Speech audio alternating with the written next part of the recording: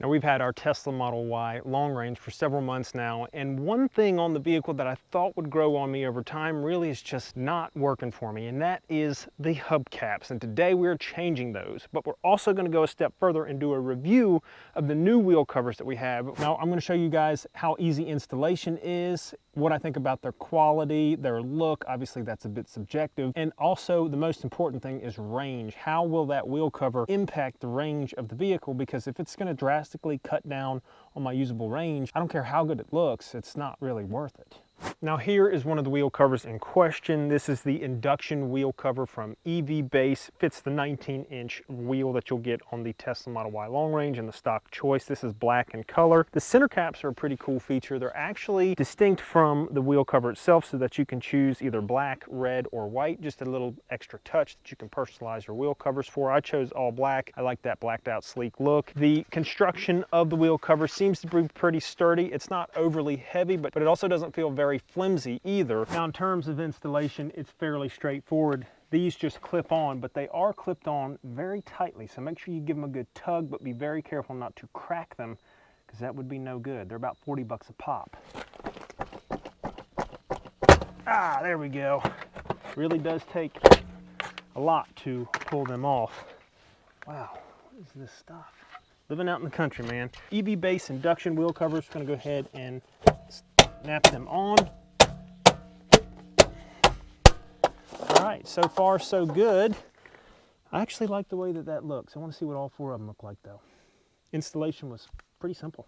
Now with these center caps, it's super easy to put them on. There's double-sided tape on the back and they actually just fit perfectly right into the center. Now one of the things I want to double check is that when we replace the stock wheel covers with the induction wheels, that we don't have a lot of wiggle, okay? Obviously there's a little bit to the stock hubcap, and that's expected with just metal clips.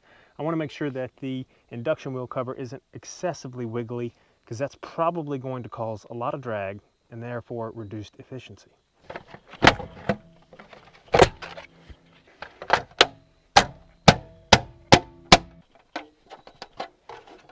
There's a little bit of wiggle, but surprisingly a lot less than the Genesis hubcap cover that comes standard on the Tesla. So maybe there'll be increased efficiency. Who knows? That other side took way too long, so let's just go ahead and make this faster. There we go.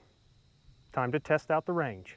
All right, so we're about to do a 2-loop test to see if the induction wheel covers from EV Base are going to be more efficient or less efficient than the wheel covers that come with the car standard. So for the test, I'm doing the same loop. I'm going to keep the climate at 66 degrees. I'm going to set autopilot on the highway here at 55 miles per hour so that it's as precise as can be for both tests. All right, first thing I'm going to do here is go ahead and reset the trips on trip B here. That's the one that we will be using. So I've reset trip B and we'll use that for the test here. All right, so we're starting out on the trip. I'm going to go ahead and enter the highway here. Got the induction wheel covers on for this first test here. So I'm going to reach 55. All right, so I've got autopilot set. 55 miles per hour. It's currently 55 degrees outside. Seems to be a popular number today. We're going to do the same loop here. Induction wheel covers on. I know that cooler weather will impact the drag on the car, so I'm interested to see what our efficiency is going to be for this trip. This test will tell me whether or not I keep these induction wheel covers on the car. So, okay, nearing the turnaround point, I'm braking. I'll go ahead and get over into the next lane here. Here's the turnaround point. Get back up to 55 here and set autopilot. All right, so back on autopilot, we're gonna go ahead and head back, change the wheel covers. All right, welcome back. We are nearing the end of this first loop. So I just completed the first loop with the induction wheel covers on. I'm gonna go ahead and check the trip here and see what we got. So it says that I only went 16 miles. I thought it was a 20-mile loop, but I guess I did the math incorrectly. 4 kilowatt hours total energy used and a total of 222 watt hours per mile. Now I'm going to go ahead and change the induction wheel covers for the stock Gemini wheel covers that came with the vehicle, and we'll do the same loop again and see what our efficiency is. So I got the Gemini wheel covers on now, right there. And I also busted a knuckle putting on the wheel covers. So I bleed for this channel. That's how much I care about this YouTube channel and you guys watching. All right, now I'm gonna go ahead and reset the trip and do that same loop, see what kind of efficiency we get with the Gemini wheel covers. Trip number 2 with the Gemini wheel covers. Here we go. Get up, same parameters, keeping the climate control as is. Gonna get up to 55 and then put autopilot on to make this as fair as possible. Underway. I'm really hoping that the Gemini wheel covers don't do better than the induction wheel covers, because they just don't look as cool.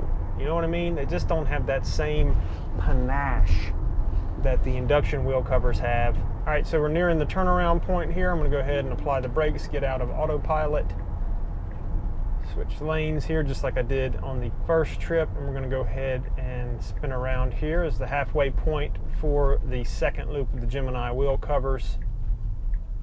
We'll get back up to 55 and go ahead and set autopilot. It has warmed to 59 degrees.